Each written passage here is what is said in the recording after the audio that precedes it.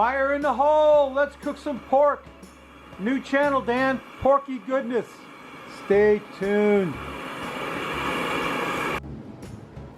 Hello and welcome once again to my barbecue pit. What we're doing today is we've got a couple of pork tenderloins. The tenderloin of pork is the equivalent of a backstrap in a deer. It runs along the loin. It's a beautiful cut of meat, amazing cut of meat. I've got my tenderloins trimmed up. I took all the silver skin and all the extraneous fat off of them. I'm going to get them in these this marination bag. Got one of these 2-gallon marination bags. These things are handy. If you're going to do any kind of barbecuing and stuff like that, you're going to want to get one of these big bags, 2-gallon bags. Whoops, there goes my my thermometer went away. But we're going to make a brine for this. The brine that we're doing is we're going to use this stuff here. This is Malcolm Reed's bird brine for turkey and chicken, but we're using it for pork today, which is just perfect.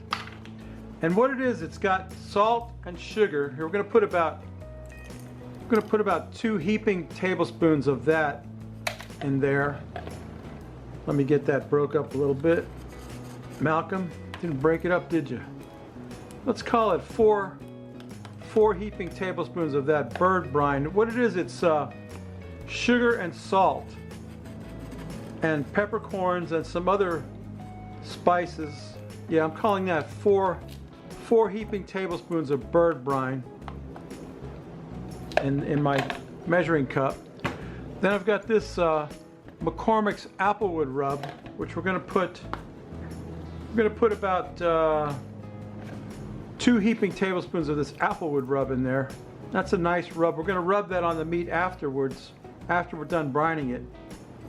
2 tablespoons of that, and then we got some apple juice. And we're going to fill this 4-cup container up with apple juice. In fact, I think I need a little bit more of that bird brine.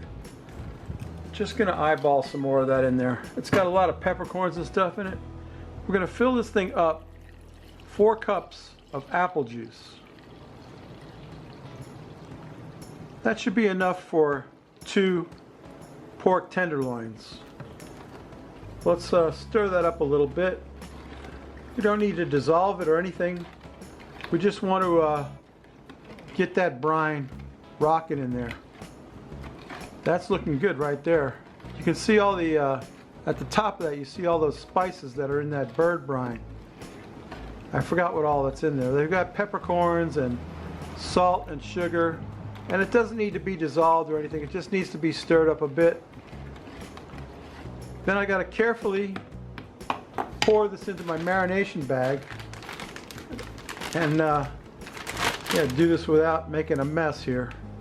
We'll try.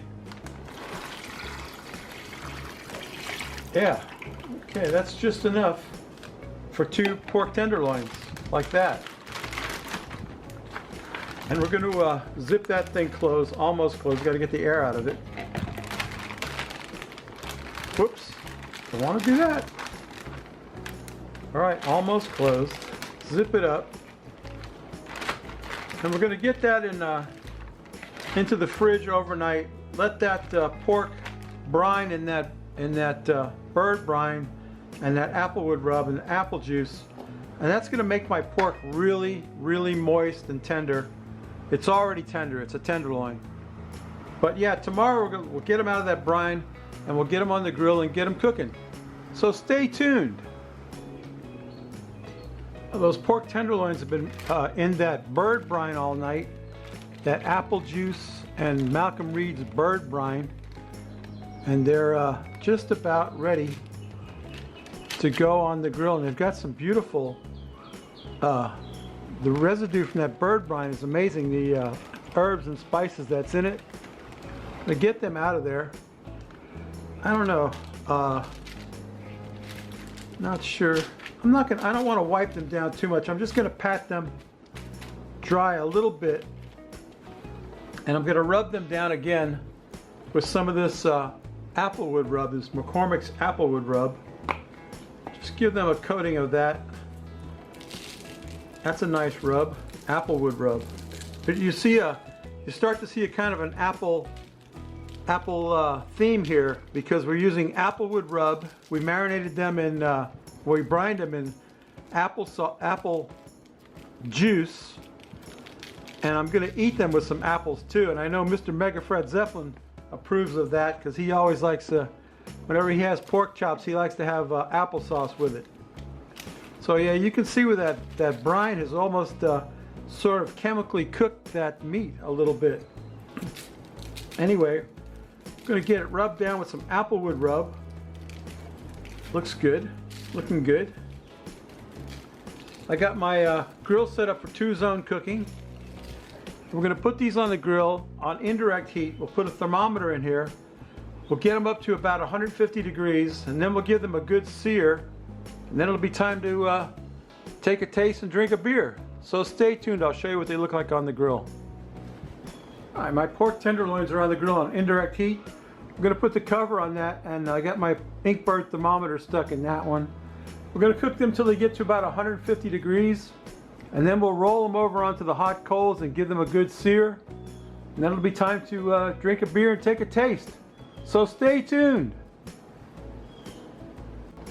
Oh, my pork tenderloins are clocking in at about 142 degrees, so it's time to get them over on the fire and get them seared up a little bit. And I also have a special barbecue sauce that I'm going to put on these today. I got to get this out of here without burning myself. That's going to be a trick. I need to get a glove. I get a glove. Because that thing is hot, let me tell you. Get that thermometer out of there. Oh, okay. Got it done. Yeah, I got some special barbecue sauce to put on there. This is from a local restaurant called the Georgia Pig. And this is a North Carolina style barbecue sauce. I'm just going to get my pork tenderloins, just give them a quick sear because they're already cooked. Look at that. How's that look? Not too shabby. Give them a quick sear on that hot fire. Then I'm going to glaze them with this sauce.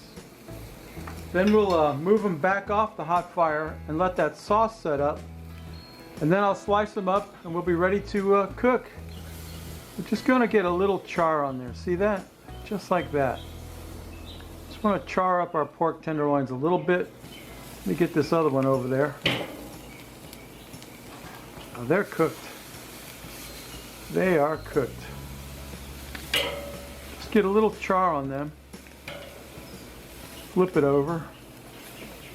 Some char on the other side. This one here is ready for glazing. Let's glaze him up with some of that sauce. North Carolina style barbecue sauce. It's kind of runny, but I think it's going to make a nice glaze for my pork tenderloins. Yes, it's beautiful. A beautiful glaze. Let me get my other one seared up over here on the hot fire. We'll let that glaze set up a little bit on there, and then we'll slice into these and take a taste, so stay tuned. All right, my pork tenderloins are done. There's the Frosty Root Boy mug, star of the show. Here's today's beer from the Goose Island Beer Company, Tropical Beer Hug. I've had this before. This was on sale actually at Publix, 9.9 alcohol by volume. This is a Goose Island beer. It's an IPA is what it is. IPA with citrus notes. Tropical Beer Hug, obviously. But it's a really good beer. 9.9 alcohol. That should calm me down, don't you think? That should make me just mellow right out, I think. Let's pour it out.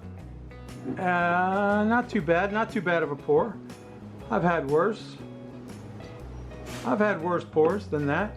That's Goose Island Beer Company, Tropical Beer Hug. Let's quaff the froth off of it.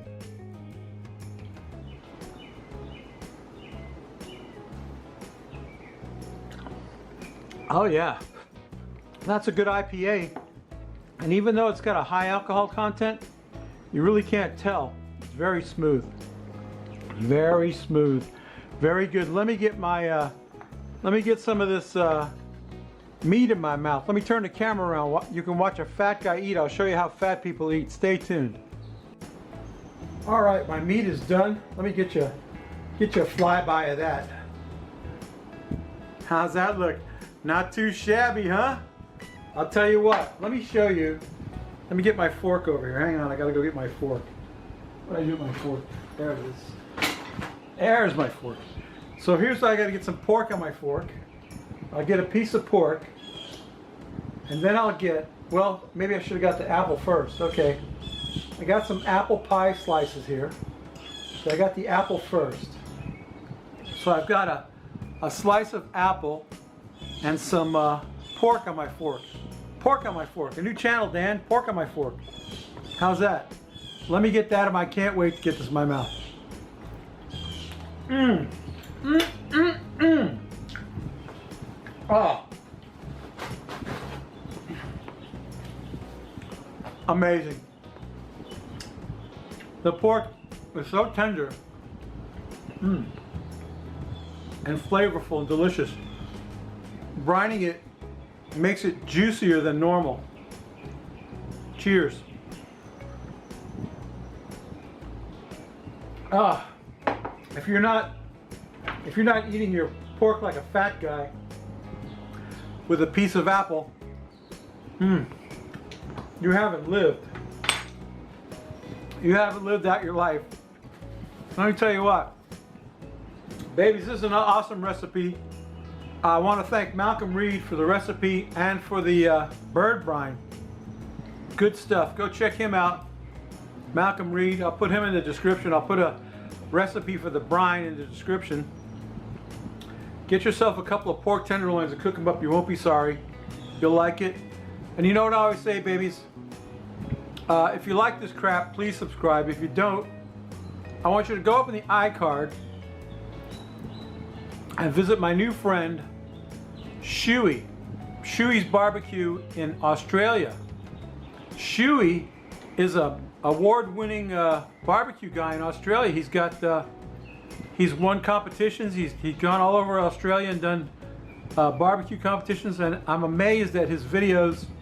His grill is always so clean. He cleans it before every cook, I think. Anyway, go up in the iCard and check out Shuey's Barbecue if you don't already know about Shuey. Subscribe to me, the Root Boy Cooks. Come back next week. We may not cook anything good, but we will drink a beer, and this 9.9% alcohol Goose Island is going to calm me down real well.